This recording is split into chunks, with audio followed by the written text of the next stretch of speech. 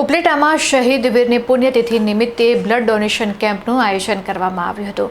આ blood donation કેમ્પમાં 100 bottle જેટલું રક્ત એકત્રિત કરવામાં આવ્યું હતું। ઉપલેટા રોડ ઉપર આવેલી પ્રખ્યાત યાદવ હોટલ ખાતે શહીદ વીર રમેશભાઈ જોગલની પુણ્યતિથિ નિમિત્તે દર વર્ષની પરંપરા મુજબ આ વર્ષે પણ એક ભવ્ય અને વિશાળ રક્તદાન કેમ્પનું આયોજન કરવામાં આવ્યું હતું। દેશભક્તિના માહોલ વચ્ચે યોજાયેલા બ્લડ ડોનેશન કેમ્પમાં સ્થાનિક યુવાનો, અગ્રણીઓ અને યાદવ હોટેલના મિત્ર વર્તુળે ભારે ઉત્સાહપૂર્વક ભાગ લીધો હતો।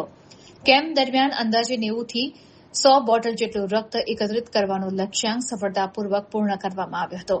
આ એકત્રિત કરાયેલું લોહી દર્દીઓની કટોકટીની સ્થિતિમાં ઉપયોગી બને તે હેતુથી શ્રીરામ પોરબંદર બ્લડ બેંકમાં સુરક્ષિત રીતે જમા કરાવવામાં આવ્યું હતું।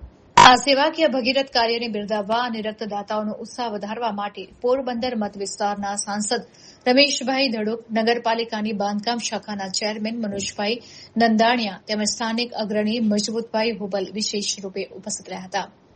કાર્યક્રમને સફળ અને ઉજ્જવળ બનાવવા માટે યાદવ હોટેલના તમામ સભ્યો, સ્ટાફ, પરિવાર અને મિત્ર મંડળે ભારે જહેમત ઉઠાવી હતી।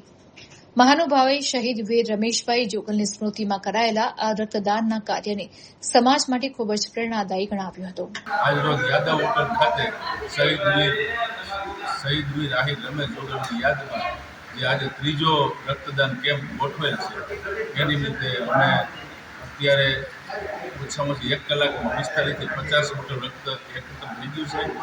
હવે પછી પણ દર વર્ષે અમે કરીએ છીએ। આ ત્રીજું વર્ષ છે, હવે પછી પણ કરતા રહીશું।